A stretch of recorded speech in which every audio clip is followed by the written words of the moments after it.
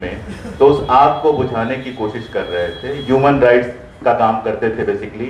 और वहां पर जो यंग लड़कों को उठाने का काम हो रहा था, सीआरपीएफ जिस तरह से यंग लड़कों को उठा रही थी और बाकी सारा कुछ हो रहा था, उस पर वो लगातार काम कर रहे थे। एक दिन अचानक फोन आया कि फला जगह पे किसी आदमी का मर्डर हो गया, आप प्लीज पहुंच जाइए वहां पर। ऑटो लिए वहां पहुंच गए, वहां पहुंचे तो उन्हें गोली मार दी गई। उसके पहले ही रास्ते में पंडित हृदयनाथ वांचू को गोली मार दी गई। पंडित हृदयनाथ वांचू के बेटे हैं कुमार वांचू। कुमार वांचू का मेडिकल का काम था। और कुमार वांचू साहब से जब लोगों ने कहा कि सारे कश्मीरी पंडित चले गए, तुम क्यों रुके हुए हो, अब तो तुम्हारे बाप का मर्डर भी हो गया, तो उन्होंने कहा कि 1990 में जब जलजला आया हुआ था और हर कश्मीरी पंडित यहां से भाग रहा था, तब मेरे बाप ने यह फैसला लिया था कि मैं अपने पुरखों की जमीन नहीं छोड़ूंगा। अब वो बाप जब इसी जमीन पर शहीद हो गए हैं तो मैं कैसे छोड़ सकता हूं। और दोस्तों, आज भी वो घर वहां पर बदस्तूर है। जो वहां का ऑटो स्टैंड है, हृदयनाथ वांचू के सम्मान में हृदयनाथ वांचू ऑटो स्टैंड उसका नाम है। और जिस कब्र की मैं बात कर रहा था, कब्र नहीं, एक समाधि जैसी है वो बनी हुई। वो इसलिए बनी कि लोगों ने कहा कि उस समय अगर उनकी लाश शहर में निकलेगी तो बलवा हो जाएगा। तो उसी पार्क में उनको जलाया गया। और जाहिर तौर पे अगल बगल सारे मुस्लिम थे, सबकी आंखों में आंसू था।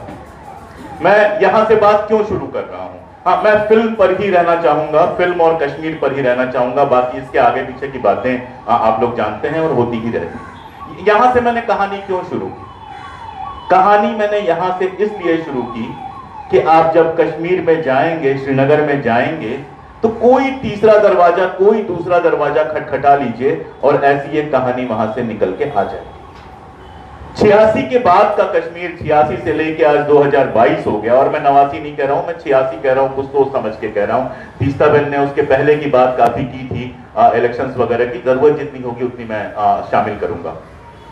तो 86 के बाद से लेके और आज तक कश्मीर में शायद ही कोई घर ऐसा बचा होगा जहां इस तरह की कहानियां ना हो। नंबर 1। नंबर 2, कश्मीरी पंडित ये बात समझनी चाहिए कि वास्तव में वहां अल्पसंख्यक थे। और अल्पसंख्यक नहीं, जिसको हम लोग कहते हैं माइक्रो अल्पसंख्यक थे। वो 4% आबादी थी, 3.96% की आबादी थी। हाँ, ये बात जरूर थी कि पढ़ा लिखा तबका था, नौकरियों में था, अखबारों में काम करते थे। श्रीनगर में काफी कंसंट्रेशन था, हब्बा कदल और उसके आसपास के इलाकों में, रैनावाड़ी, हब्बा कदल, ये पूरा इलाका जो उनका था, तो दिखते थे वो। आप कश्मीर अगर उस दौर में जो लोग जाते थे, मैं तो उस दौर में इतना बड़ा था नहीं कि कश्मीर जा पाता, लेकिन जो लोग उस दौर में गए हैं वो बताते हैं कि दिखते थे, उनका प्रेजेंस दिखता है। उस दौर की किताबें पढ़िए तो वो प्रेजेंस खत्म हो गया। तीस्ताबेन ने जहां बात खत्म की थी, मैं वहां से शुरू करूंगा कि हकीकत को सबसे पहले हमें स्वीकार करना पड़ेगा। अगर हम हकीकत को स्वीकार नहीं करेंगे तो हम बस ऐसे ही कहते रहेंगे कि फर्जी फिल्म है, नफरती फिल्म है। हम सच बात नहीं कर पाएंगे। नफरती फिल्म है, लेकिन वो क्यों बनी, क्यों सफल हो रही है, इसको समझने की कोशिश करते हुए अपने भीतर झांकने की भी थोड़ी जरूरत है। तो 1990 का वो दौर था जब वो 3.96% कश्मीरी पंडित बाहर निकल आए, घाटी से बाहर निकल आए। मैं ये शब्द इस्तेमाल नहीं करता हूं कि भगा दिए गए, क्यों नहीं करता हूं, मैं आगे बात करूंगा। और इस बात को स्वीकार करके मैं अपनी बात शुरू कर रहा हूं कि आजाद हिंदुस्तान में जो सबसे बड़ी ट्रेजेडीज हुई हैं, उनमें से एक ये ट्रेजेडी थी कि कश्मीरी पंडितों को अपना मुल्क छोड़ना पड़ा। अपनी जमीन चाहे पंडित को छोड़नी पड़े, चाहे दलित को छोड़नी पड़े, चाहे मुस्लिम को छोड़नी पड़े, वो हमेशा दर्दनाक होती है, खौफनाक होती है। इस हकीकत को स्वीकार करना पड़े। लेकिन ऐसा हुआ क्यों? ये फिल्म बताती है कि सारे मुसलमान एक दिन इकट्ठा हो गए, उनको गुस्सा आया और उन्होंने कश्मीरी पंडितों की औरतों के साथ जिना किया, कश्मीरी पंडितों को मारा और डर के कश्मीरी पंडित भाग गए। यहां ही मेरी दिक्कत है इस फिल्म से। ऐसा नहीं है कि ये सब नहीं हुआ, ऐसा नहीं है कि कश्मीरी पंडितों को नहीं मारा गया, ऐसा नहीं है कि जिना नहीं हुआ वहां पर, बिल्कुल हुआ। लेकिन आप जिस तरह से बताते हैं, मैंने जो फैक्ट दिया उसी पे सोचिए कि अगर 96% लोग सोच ले कि 4% लोगों को खत्म कर देना है, तो क्या वहां एक भी आदमी जिंदा बच पाता? भागना भागना तो आप छोड़ दीजिए। इस हाल में अगर ये सारे लोग सोच ले कि ये 5 लोग जो मंच पे बैठे हैं, इनके हाथ पांव तोड़ देने हैं, तो हम कितने भी बड़े पहलवान हो, क्या हम बच सकते हैं? अगर हम यहां से बच के निकल पाएंगे तो सिर्फ एक ही तरीका है कि आप में से कुछ लोग हमारी मदद करेंगे, थोड़ा रास्ता बना देंगे, थोड़ा बीच बचाव कर देंगे और हम निकल जाएंगे। 90 में जो हुआ वो यही हुआ। अब थोड़ी जिम्मेदारियों पे बात करने तो चीजें और समझ में आ जाती हैं। कश्मीर एक अजीब सा हिस्सा रहा है इस हिंदुस्तान का। अजीब जब मैं कह रहा हूं तो नेगेटिव सेंस में नहीं कह रहा हूं, लेकिन वो एक ऐसा हिस्सा रहा है जिसके बारे में रोज नारे लगते रहे हैं कि कश्मीर हमारा अभिन्न हिस्सा है, लेकिन जिसके बारे में हमारी मालूमात बेहद बेहद बेहद कम है। जैसे मैं एक बात कहूं सर, आपने कहा कि क्या कश्मीर में कश्मीरी पंडित ही थे? हाँ, कश्मीर घाटी के अंदर हिंदुओं के नाम पर कश्मीरी पंडित ही थे। बहुत थोड़े से खत्री, मुझे लगता है कि 700-800 खत्री उस जमाने में भी थे, इससे ज्यादा परिवार नहीं, 700-800 वाले खत्री थे। कश्मीरी पंडित ही वहां पर हिंदू थे। घाटी के अंदर कोई दलित और बाकी जातियां नहीं थी, सिर्फ और सिर्फ कश्मीरी पंडित थे। और ये सवाल मुझसे इतनी बार पूछा जा चुका है जिससे समझ में आता है कि हम कश्मीर को कितना कम जानते हैं। कश्मीर एक ऐसा इलाका रहा जिसके साथ हमने कॉलोनी की तरह व्यवहार किया। कॉलोनी क्या होती है? जैसे हम अंग्रेजों की कॉलोनी थे, हमें वो अधिकार नहीं मिलेंगे, हमें वो आजादी नहीं मिलेगी, लेकिन हमारे ऊपर हुकूमत का दावा जो है वो लगातार किया जाता रहेगा। ये कश्मीर के साथ हुआ है। जिस शेख अब्दुल्ला की बात कर रही थी तीस्ता, आप याद कीजिए कि कितने बरस हमने उनको किन किन जेलों में रखा है। एक वाकया मुझे याद आता है कि वहां के एक चीफ मिनिस्टर हुआ करते थे, उन्होंने इंदिरा गांधी से कहा कि अगर मैं अभी आपसे कहूं कि 5 टुकड़ियां आर्मी के भेज दीजिए तो मैं रात को कहूंगा और सुबह आर्मी पहुंच जाएगी, लेकिन मैं आपसे कहूं कि मुझे एक हाई स्कूल खोलना है और उसके लिए फंड की जरूरत है तो महीनों लग जाएंगे। ये कश्मीर के साथ, और उसी के साथ एक और किस्सा है कि उन्हीं चीफ मिनिस्टर को हटाने के लिए 22 MLA जो है वो इंदिरा गांधी के पास पहुंचे और इंदिरा जी से उन्होंने कहा कि हमको चीफ मिनिस्टर को हटाना है। अब आप सोचिए कि जहां इतनी छोटी सी विधानसभा है, वहां 22 MLA अगर खिलाफ हो जाए तो तबाही मच जानी चाहिए। इंदिरा गांधी ने कहा कि तुम इलेक्शन जीत के नहीं आते हो, तुम्हें हम लोग जिता के इलेक्शन ले आते हैं, तुम्हारा कोई हक नहीं है इस तरह की डिमांड करने की, यहां से निकल जाओ वरना जिंदगी में कभी इलेक्शन नहीं लड़ पाओगे। मैं एक सवाल पूछ रहा हूं कि क्या कहीं हिंदुस्तान के किसी भी सूबे में 22 MLA को यह कहने की औकात किसी की है? ऐसे हजार किस्से आप सुनते चले जाएंगे कि कश्मीर में इलेक्शंस कैसे कराए गए, कैसे मनपसंद लोगों को रखा गया और जो नापसंद लोग थे उनको किनारे किया गया। इस प्रोसेस में हुआ क्या? जब आप कश्मीर को देखेंगे तो कश्मीर में मुस्लिम जो थे वो डोमिनेटिंग थे, मतलब मुस्लिम बहुमत था, और देश में मुस्लिम जो थे वो अल्पसंख्यक थे। क्या है अल्पसंख्यक? इसका उलट करके देख लीजिए, कश्मीर में जो कश्मीरी पंडित थे वो अल्पसंख्यक थे लेकिन देश के बहुसंख्यक समुदाय का हिस्सा थे।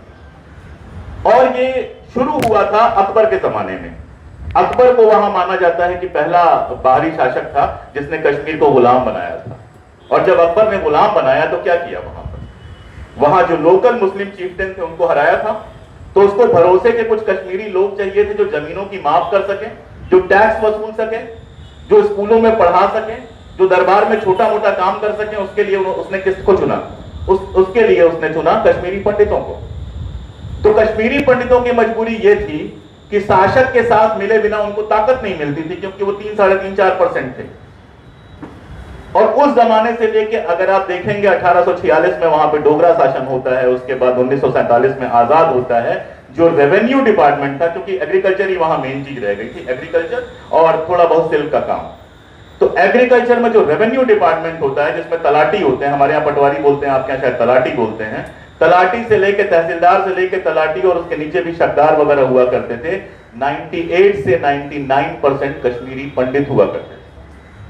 जो रेशम का पूरा काम था उसमें जो टैक्स वसूलने वाले हुआ करते थे वो पूरे के पूरे कश्मीरी पंडित हुआ करते थे। रिश्ता क्या बनता था?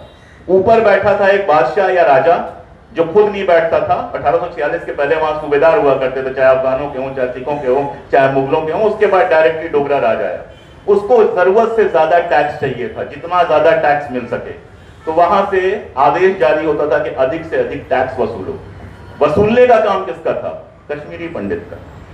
टैक्स देने वाला कौन था? 96% सुन्नी मुसलमान थे जो खेती करते थे।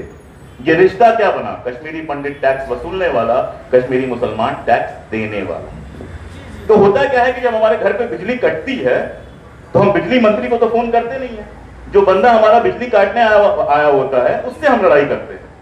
ये रिश्ता बना, इस रिश्ते को समझना पड़ेगा कश्मीरी पंडितों और कश्मीरी मुसलमानों में। 19वीं सदी आते आते कहानी ये हुई कि कश्मीरी पंडित लोग पढ़े लिखे थे, नौकरियां मिलनी चाहिए थी उनको, लेकिन अंग्रेजों की एक पॉलिसी थी कि वो चाहते थे कि बाहर के लोग ज्यादा से ज्यादा सूबों में जाएं। मतलब महाराष्ट्र अगर एक सूबा है तो यहाँ यूपी से लाके लोगों को भरा जाए, यूपी अगर एक सूबा है तो वहां महाराष्ट्र से ले जाके लोगों को भरा जाए, ताकि अंग्रेज कंट्रोल कर सके। उसी समय यह डिमांड शुरू होती है कश्मीर कश्मीरियों के लिए, यानी कश्मीर की नौकरियां और कश्मीर की जो जमीनें हैं, जिस 370 और 35A की बात हो रही है उसके बीच की मैं बात बता रहा हूं, और यहां से आपको समझ में आएगा कि वो तनाव कैसा था। तो वहां से बात शुरू होती है कि कश्मीर कश्मीरियों के लिए। कश्मीरी पंडितों को लगता है पढ़े लिखे तो हम ही हैं, एक बार कश्मीर कश्मीरियों के लिए हो गया तो सारी नौकरियों में हमारा कब्जा हो जाएगा, और नौकरियों के अलावा कुछ आता नहीं था। ब्राह्मण थे, न वो खेती कर सकते थे, न वो दरी बुन सकते थे, न वो शाल बुन सकते थे। तो साहब 1926 में जब हरि सिंह राजा बनते हैं, महाराजा बनते हैं, तो ये कानून बना कि कश्मीर कश्मीरियों के लिए है, जिसको नागरिकता कानून वहां पे कहते हैं, जिसको कहते हैं कि वहां के नागरिक जो हैं वही वहां नौकरी कर सकते हैं और वही जमीन खरीद सकते हैं। 35A की माँ वही थी। जब हमारा आईन बना तो उसमें 35A के रूप में उसी को शामिल किया गया। हुआ क्या कि मुसलमानों ने देर से शुरू किया था, और जो लारैब कह रहे थे वो वहां भी था कि वहां के जो एलीट मुस्लिम क्लास थे, जो मुल्ला लोग थे और बाकी लोग थे, वो लड़कियों को तो बात पढ़ने नहीं दिया, वो छोड़ दीजिए, मर्द लड़कों को भी अंग्रेजी जो एजुकेशन था वो लेने से मना कर रहे थे कि अगर अंग्रेजी तालीम तुम हासिल करोगे तो फिर क्या क्या होगा वो सब आप लोग मुझसे बेहतर जानते हैं। उसके चलते 20 साल लेट हो गए वो। लेकिन 20 साल लेट होने के बावजूद 1926 में जब वो कानून बना, तब तक कुछ लड़के जो हैं लाहौर और अलीगढ़ जाकर पढ़ के आ गए थे। इन्हीं में से एक थे शेख अब्दुल्ला, जिन्होंने अलीगढ़ मुस्लिम यूनिवर्सिटी से बॉटनी में MSc किया था।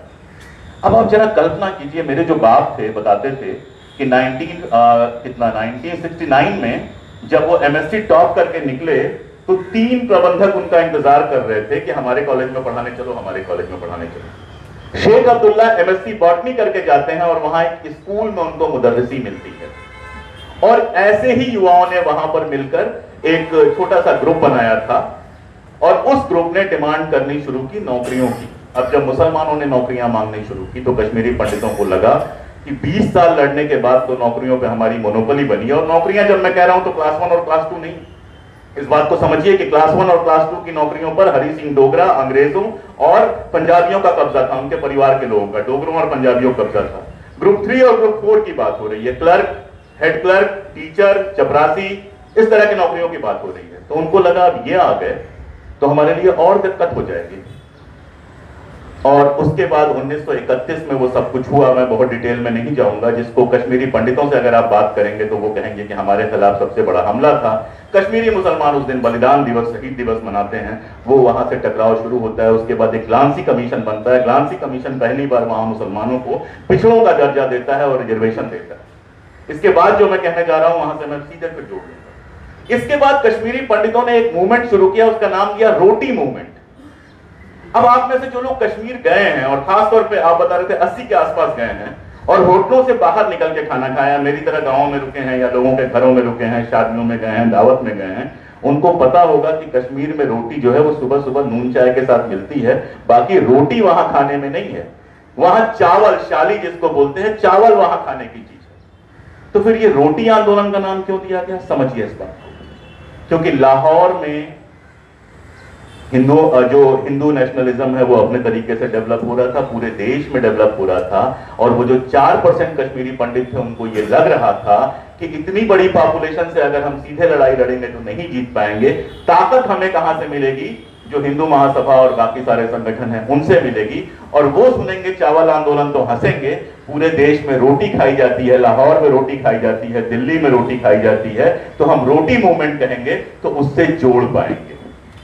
यानी मैं कहना यह चाह रहा था कि दोषी न कश्मीरी पंडित था न कश्मीरी मुसलमान, लेकिन इतिहास ने उनको एक ऐसे हालात में लाके डाल दिया था कि कश्मीरी पंडित को जो ताकत मिलती थी वो ताकत मिलती थी हमेशा सेंटर से, चाहे वो अकबर के जमाने में लाहौर और दिल्ली रहा हो, चाहे वो हिंदुस्तान के आजाद होने के बाद दिल्ली रहा हो। इसीलिए कश्मीरी पंडितों के अंदर सबसे बड़ी बात क्या थी कि उनके घरों में कहा था कि आपको IAS बनना है। आप देखेंगे उस जमाने में IAS खूब सारे कश्मीरी पंडित होते थे, और जो IAS नहीं हो पाते थे वो या तो डॉक्टर होते थे और या फिर सहाफी बन जाते थे, पत्रकार। 1990 में जब सारा कुछ ये होता है तो जो 36 बड़े अखबार थे देश भर के, उस जमाने में न्यूज चैनल तो नहीं होते थे, उसमें 32 के जो संवाददाता थे कश्मीर के, वो कश्मीरी पंडित थे। जवाहरलाल नेहरू की अगर आप कैबिनेट देखेंगे, जो उनका सेक्रेटरीट जो देखेंगे, सारे कश्मीरी पंडित भरे हुए थे। आप इंदिरा गांधी का देखेंगे तो माखनलाल पोतेदार जैसा आदमी कश्मीर को हैंडल करता था, जो कश्मीर में किसी मोहल्ले के वार्ड में भी इलेक्शन जीतने लायक नहीं था। वो माखनलाल पोतेदार जो है कश्मीर को हैंडल करता था। हाँ, ये सच्चाई है। एक एमएलए का चुनाव वो जीते थे और उसमें इतनी गड़बड़ी की गई थी कि 7 लोग उनके खिलाफ लड़ रहे थे, उसमें से 6 के पर्चे खत्म कर दिए गए थे। तो इस तरह से वो इलेक्शन जीत के आए थे और वो दिल्ली में बैठ के हैंडल करते थे पूरी की पूरी पॉलिटिक्स कश्मीर की। तो कश्मीरी पंडितों ने अपनी पूरी ताकत यहां से लानी शुरू की और 1986 तक ये कश्मीरी मुसलमानों को समझाने में सफल हुए लोग, क्योंकि हमने लगातार चुनावों में बदकारी की वहां पर कि हिंदुस्तान तुम्हें आजादी से इलेक्शन नहीं लड़ने देगा और हिंदुस्तान तुम्हारे जो डेमोक्रेटिक राइट्स हैं उनको यूज नहीं करने देगा।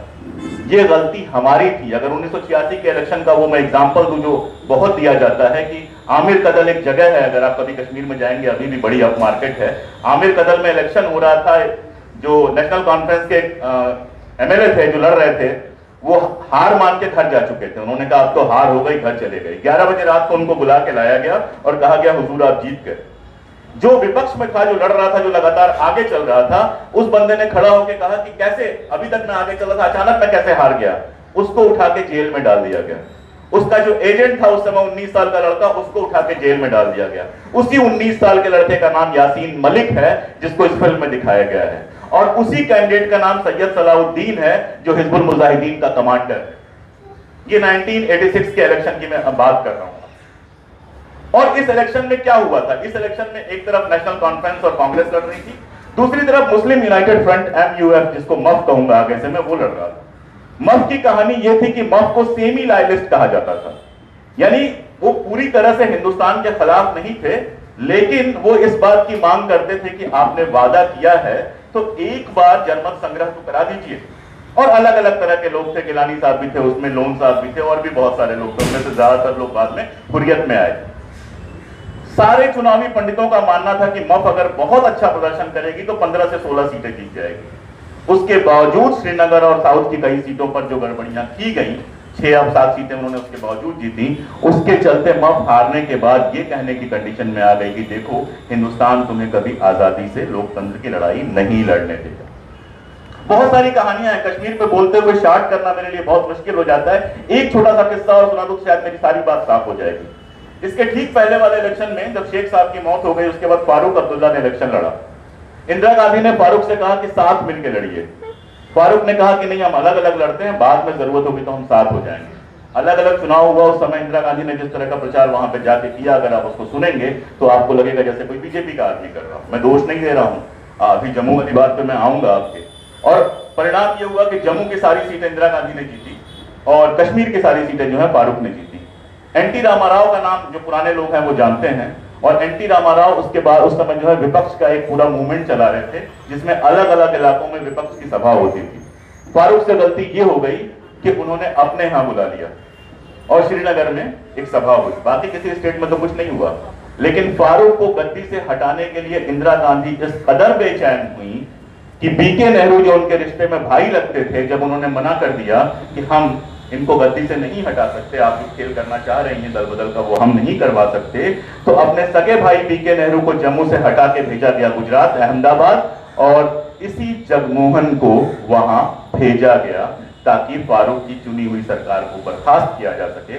जगमोहन वहां गए, फारूक की चुनी हुई सरकार को बर्खास्त किया, और उसके बाद गुलशाह की सरकार आई, जिसको गुल कर्फ्यू आज भी कहा जा सकता है, क्योंकि जनता कहा जाता है क्योंकि जनता इतनी नाराज हुई कि अगले 6 महीने कश्मीर में कर्फ्यू लगा। तो असल में कश्मीर को हम जानते नहीं, और जब जानने की कोशिश करते हैं और किसी और सूबे से, हिंदुस्तान के किसी और सूबे से जब उसकी तुलना करते हैं, तो हमें पता यह चलता है कि जहां बाकी सूबों में जनता जब नाराज होती है तो बीजेपी को बदल के कांग्रेस को ला देती है, कांग्रेस को बदल के किसी और को ला देती है, वहां कश्मीर की जो आवाम थी उसको यह हक नहीं दिया गया। सेंटर का हमेशा वहां कंट्रोल रहा और लोगों की यह मान्यता रही कि कश्मीरी पंडित जो हैं वो सेंट्रल से जुड़े हुए हैं और सेंटर इनके हिसाब से फैसले लेता है। ये माहौल था जो पूरा भाई भाई का एक बनाया जाता है, भाई भाई होता है, सब होता है, लेकिन ये पॉलिटिकल प्रॉब्लम्स वहां पे थी।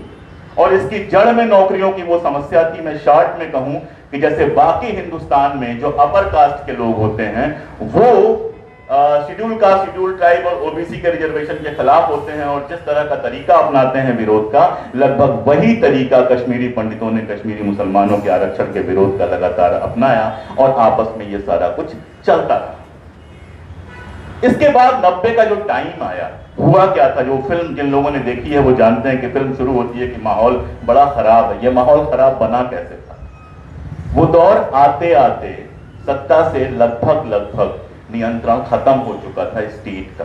इंटेलिजेंस पूरी तरह से फेल हो गया था और पाकिस्तान, जो ये मफ के लोग जो थे, चुनाव हारे थे और जिस तरह का पूरा माहौल बना था, उस माहौल में पाकिस्तान वहां के यंग लड़कों को ये समझाने में कामयाब हो गया था कि आजादी ही वो चीज है जो तुमको डेमोक्रेटिक राइट्स दिलवा सकती है। और कश्मीर के अंदर, श्रीनगर के अंदर गाड़ियां लगती थी, पिंडी रावलपिंडी, और बच्चे भर भर के पाकिस्तान जा रहे थे और वहां बंदूकों से लैस होके आ रहे थे। और हमारा इंटेलिजेंस, अगर आप दुलत साहब की किताब पढ़ें जो समय हमारे इंटेलिजेंस चीफ थे, तो हमारे इंटेलिजेंस को बहुत कुछ पता ही नहीं चल रहा था। आपको मैं बताऊं कि जिम्मेदारी किसकी थी, उसमें मैं किसी को माफ नहीं करता, ना मैं राजीव गांधी को माफ करता हूं, ना फारूक साहब को माफ करता हूं, मैं किसी को माफ नहीं करता हूं। लेकिन फारूक साहब के मुताल्लिक एक बात करना मैं जरूर चाहता हूं। आप सब जानते होंगे मुफ्ती मोहम्मद सईद साहब की जो बेटी थी, उनका अपहरण हो गया था।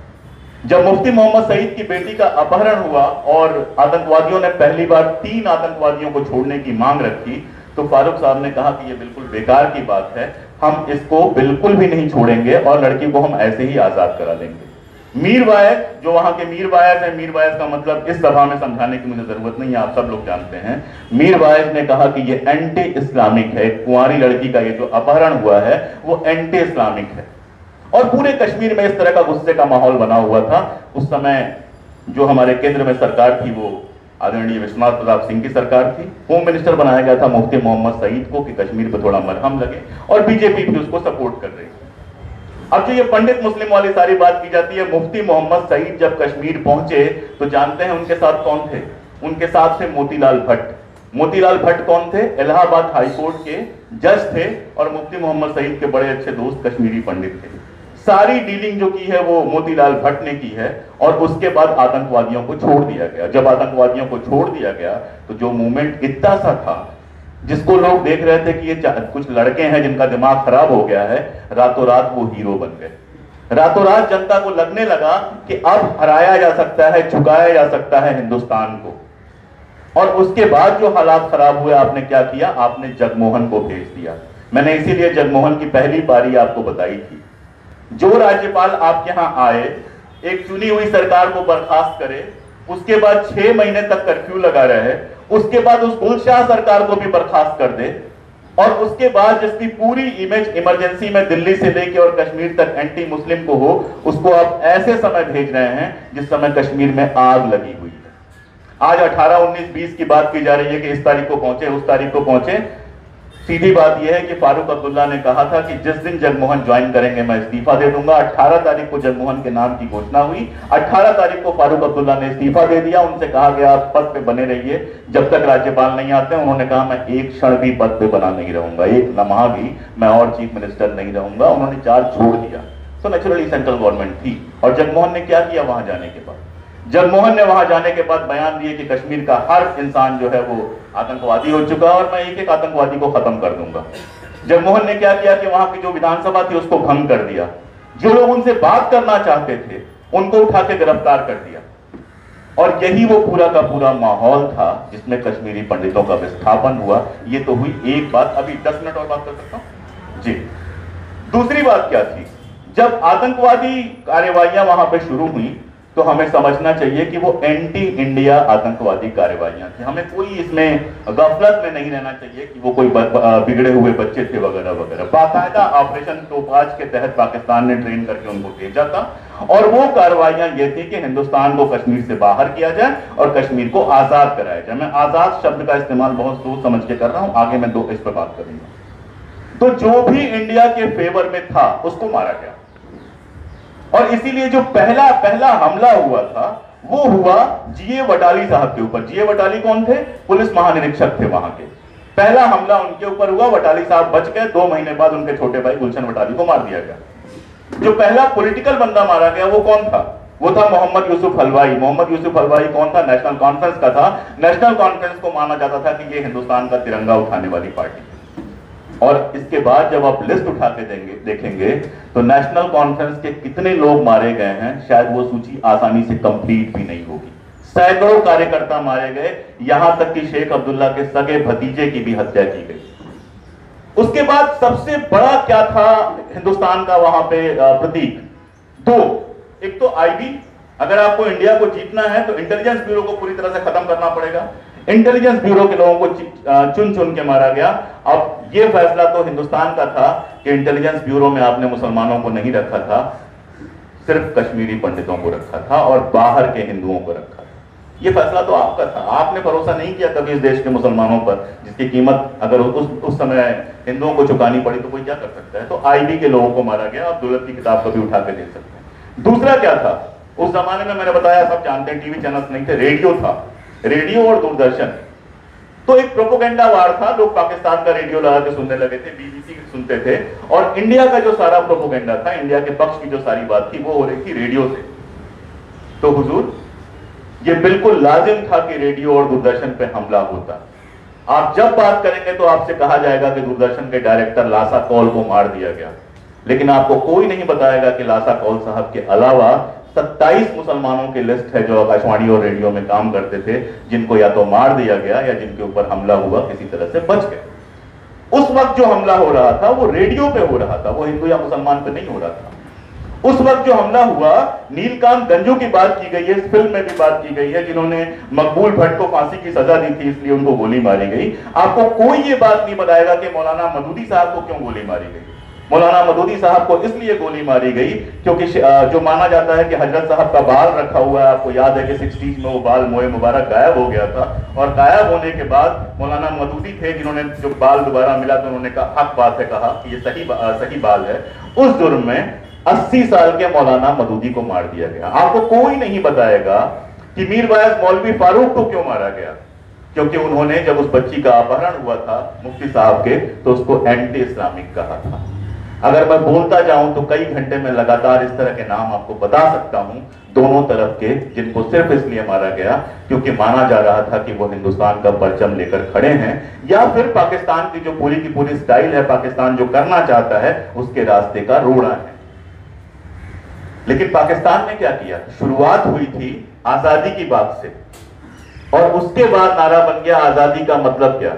पाकिस्तान, पाकिस्तान और बाकी सारा कुछ। मतलब शुरुआत जेकेएलएफ ने की, जो आजादी की बात कर रहा था। जो ही मूवमेंट तेज हुआ, जेकेएलएफ के लोगों को किनारे किया गया और उसकी जगह हिजबुल मुजाहिदीन और बाकी लोग आ गए जो आजादी की जगह पाकिस्तान के मर्जर की बात कर रहे थे। और उसके बाद आप देखते हैं कि जेकेएलएफ के लोगों को भी मारा गया। मैंने लिखा था, वो फिल्म जिन लोगों ने देखी है उसमें अल शिफा एक अखबार का जिक्र आया है जिसको विलेन की तरह दिखाया गया है। उस अल शिफा का जो संपादक थे उनकी भी हत्या हुई। अब्दुल गनी लोन को मारा गया। अगर नाम में गिनवाने लगूं तो पिछले 10 सालों में 90 से लेके और 2000-2002 तक कितने लोगों को मारा गया और कैसे कैसे लोगों को मारा गया है, ये अगर आप देखने लगेंगे तो आपका दिमाग खराब हो जाएगा। लेकिन हां, टेंशंस थी वहां पे, जैसे बाकी हिंदुस्तान में कम्युनलिज्म है वहां भी कम्युनलिज्म था। और एक दौर के बाद ये हुआ कि बहुत सारे कश्मीरी पंडितों को, मैं 219 की संख्या को नहीं मानता हूं, मैं 4000 की संख्या को नहीं मानता हूं, मेरा अपना मानना है जितना मैंने, और संजय टिप्पू जो बताते हैं, मेरा अपना जो रिसर्च है उसके आधार पर मैं मानता हूं कि 600 से 700 कश्मीरी पंडितों की हत्या हुई। इसमें 300-400 कश्मीरी पंडित निश्चित रूप से सिर्फ इसलिए मारे गए क्योंकि वो कश्मीरी पंडित थे। मैं कई ऐसे किस्से जानता हूं जहां पर जैसे एक मानसिक रूप से विक्षिप्त कश्मीरी पंडित था, उसकी हत्या हुई है, तो उसकी हत्या तो हिंदुस्तान का होने की वजह से नहीं हो सकती। जस्टिफाई किया गया मुखबिर वगैरह बता के, हालांकि मुखबिर होने का आरोप लगा के मुसलमानों को भी कम नहीं मारा गया है, मुसलमान औरतों के भी कम जिना नहीं हुए हैं। मेरे पास 40 केस ऐसे हैं जहां मुसलमान औरतों के साथ जिना हुआ है, उनको मुखबिर बता के। तो आप ये समझिए, एक छोटा सा किस्सा सुना के मैं अपनी ये वाली बात खत्म करूंगा। खेमलता बखलू वहां मिनिस्टर रही हैं, उनकी एक किताब है, उसमें वो एक किस्सा बताती हैं कि ओल्ड कश्मीर में एक लड़का जो है वो बंदूक लेके घर में आया। उसकी चाची बैठी हुई थी, उन्होंने कहा ये क्या तमाशा है, खिलौने वाली बंदूक मत रखा करो, बड़े हो गए। तो बोला ये खिलौने वाली बंदूक नहीं है, ये असली बंदूक है। तो उन्होंने डांटा कि तुम बंदूक लेके घर में क्यों आए। उसने बंदूक उठाई और उनकी जांघ में गोली मार दी और उन्होंने कहा कि आगे से किसी मुजाहिद का मजाक मत उड़ाना। तो जब बंदूकें गली गली में बढ़ जाती हैं तो बंदूकें गलत हाथों में ही जाती हैं। वैसे तो बंदूक जिस हाथ में होती है अक्सर वो गलत ही हाथ होता है, लेकिन जब इस तरह से बढ़ जाती हैं तो ये पागलपन होता ही होता है। उसी पागलपन में ये सारा कुछ हुआ। लेकिन सवाल ये है कि जो कश्मीरी पंडितों की इतनी बातें आज करते हैं, बाढ़ आई थी कश्मीर में, सबको याद होगा, जो वहां 802 कश्मीरी पंडित परिवार रहते हैं, तबाही का आलम था। उन्होंने कहा कुछ मदद कर दो। तीस्ता सितलवाड़ के अलावा हिंदुस्तान में किसी ने उनके मदद की कोई कोशिश नहीं की। यह खुद नहीं बताएंगी, मैं बता रहा हूं। प्रधानमंत्री पैकेज दिया मनमोहन सिंह ने, जो वहां 802 कश्मीरी पंडित रहते हैं, उन्होंने डिमांड की कि इसमें हमें भी हक मिल जाए, हमें भी थोड़ी बहुत नौकरी मिल जाए। सबने उसमें बाधा पहुंचाई। हाई कोर्ट से वो केस जीत गए, उसके बावजूद उनको वो सब नहीं मिला। उसके बाद वो बैठे भूख हड़ताल पर। टिकू दोस्त है मेरे, मैंने कहा यार कहां तुम आमरण अनशन पे बैठ रहे हो, कोई सुनने वाला नहीं है। बोला अशोक भाई जो हो जाए इस पर बैठेंगे। मैं सारे अपने दोस्त पत्रकारों को फोन करता रहा, पॉलिटिकल लीडर्स को फोन करता रहा। 3-3 आर्टिकल मैंने खुद लिख दिए, हिंदी अंग्रेजी, और उसको उर्दू तर्जुमा करा के भी मैंने छपवा दिया। पूरे हिंदुस्तान से उस आमरण अनशन के पक्ष में एक आवाज नहीं उठी। इतनी हम चिंता करते हैं कश्मीरी पंडितों की। हम बिल्कुल कश्मीरी पंडित पूरे टाइम हम चिल्लाते हैं, लेकिन एक बात समझने से हम इनकार करते हैं कि कश्मीरी पंडितों के लौटने का सिर्फ एक तरीका हो सकता है। पहली बात कि जिस कश्मीर में वो रहते थे उस कश्मीर में अमन का माहौल हो, ताकि एक कम्युनिटी के रूप में वो सेफ फील कर सके। और दूसरी बात, जिन हमसायों के साथ उनको रहना है, जिन पड़ोसियों के साथ उनको रहना है, उनके साथ उनका रिश्ता भाई भाई का ना हो। भाई भाई के रिश्ते में मेरा कोई भरोसा ना हो।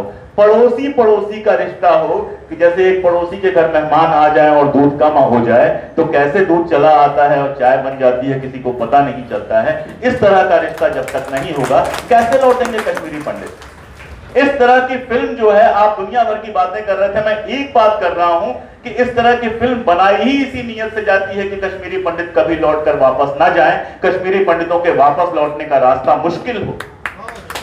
कश्मीरी पंडितों के वापस लौटने का कोई रास्ता नफरत का रास्ता नहीं हो सकता। दुनिया की कोई ताकत, कोई आर्मी नहीं है जो 96% पॉपुलेशन के सामने 4% पॉपुलेशन को सेव कर सके। एक ही तरीका है कि आपस में मोहब्बत हो। इसलिए मैं बार बार कहता हूं, ये मजाक की बात है कि आज हिंदुस्तान में अगर मुसलमान दिक्कत में है तो ये मुसलमान की परेशानी नहीं है, ये मेरे जैसे लोगों की परेशानी है। क्योंकि हमारे पुरखों ने उनको भरोसा दिया था कि आप हिंदुस्तान में रहो, आपको वही इज्जत मिलेगी जो इज्जत बाकी सबको मिलती है। अगर वो भरोसा टूट रहा है तो वो अशोक कुमार पांडे की दिक्कत है, वो लारे बकरम की दिक्कत नहीं है। उसने तो भरोसा किया था। और यही बात कश्मीर की भी है कि आज कश्मीर के अंदर अगर वाकई शांति का कोई मामला हो सकता था तो वो ये हो सकता था कि इनको ले जाते, वहां पर मिलवाते, वहां के लोगों को मिलते, वो आपस में बैठते, रोते गाते, गालियां देते, कपड़े फाड़ते और फिर दोनों कहते कि चलो अब सब हो गया, हम साथ में रहें। इस रास्ते को रोकने के लिए इस तरह की फिल्में बनती हैं। जहां तक जम्मू के इलेक्शन का सवाल है सलीम साहब, मैं आपको बता दूं कि अगर ये बीजेपी सरकार कुछ ना करे, कुछ भी ना करे, जम्मू वालों के कपड़े छीन ले, तो भी जम्मू वालों के मन में कश्मीर के लिए इतनी नफरत है कि वो पूरे सारा का सारा बहुमत जो है उसको मिलेगा। तो जम्मू वालों को खुश करने के लिए इस सरकार को करने की कोई जरूरत नहीं है। दरअसल जब हम अपनी नफरतों पर पलने लगते हैं, जब हमें मोहब्बतों की जगह नफरतों पे पलना पसंद आने लगता है, तो जो हमारा सत्ता होती है, जो हमारा निजाम होता है, उसके लिए सबसे आसान वक्त आ जाता है, उसे कुछ करने की जरूरत नहीं होती। ये फिल्म वही जिस नफरत पे, जिस हलाहल पे हम पल रहे हैं, उसको और गाढ़ा करने के लिए बनाई गई है। ये दुख का इस्तेमाल दुख को बढ़ाने के लिए करती है। जब आप बताते कि 90 में ये सारा कुछ हुआ था और इसके बाद वापस आने का रास्ता क्या था, जब आप बताते कि हर कश्मीरी ने दर्द सहा था और आज जरूरत है कि हर कश्मीरी आमने सामने बैठे, सरकार थोड़ी दूर दूर पे बैठे और वो आपस में दर्द शेयर करें और कहें कि चलो जो हुआ सो हुआ, हम साथ रहना शुरू करते हैं, तब वो फिल्म जो है कश्मीरी पंडितों के हक की हो सकती। हुआ सिर्फ इतना है कि कश्मीरी पंडितों का एक हिस्सा वो खुद भी उन्हीं कहानियों को सुनता हुआ बड़ा हुआ है। और देखिए, जो स्मृति होती है ना, मेमोरी होती है, बड़ी खतरनाक होती है। अगर आप जिंदगी में एक बार भूखे रहे हैं तो जैसे जैसे आपकी उम्र बढ़ती जाएगी वो भूख की कहानी उतनी ही दर्दनाक बनती जाएगी, क्योंकि आप अपनी मेमोरी में उसको बढ़ा रहे होते हैं, खतरनाक बना रहे होते हैं। तो इसी तरह से कश्मीरी पंडितों के एक हिस्सा जो नफरत में पला है, जो बीजेपी का बान बन गया है, मुहरा बन गया है, वो आज तालियां बजा रहा है। लेकिन जम्मू के जगती कैंप में जो कश्मीरी पंडित रह रहे हैं, श्रीनगर और साउथ में जो एक गांव में एक कश्मीरी पंडित रह रहा है, जिसको पता है कि वो मरेगा तो 4 में से 3 कंधे मुसलमान देंगे, जिसने देखा है कि उसके बाप जब मरे तो मुसलमान आए थे कंधा देने के लिए, जो ये देख रहा है कि एक मंदिर है गांव में, सारे के सारे मुस्लिम है, केवल एक हिंदू परिवार है, लेकिन एक मंदिर है वो टूटता है तो मुसलमान चंदा देकर उसको ठीक करवाते हैं, वो ऐसी फिल्मों से परेशान है, हैरान है, और उसे लगता है कि ऐसी फिल्में उसकी जिंदगी को और मुश्किल करती हैं। मुझे बस इतनी ही बात कहनी थी। बहुत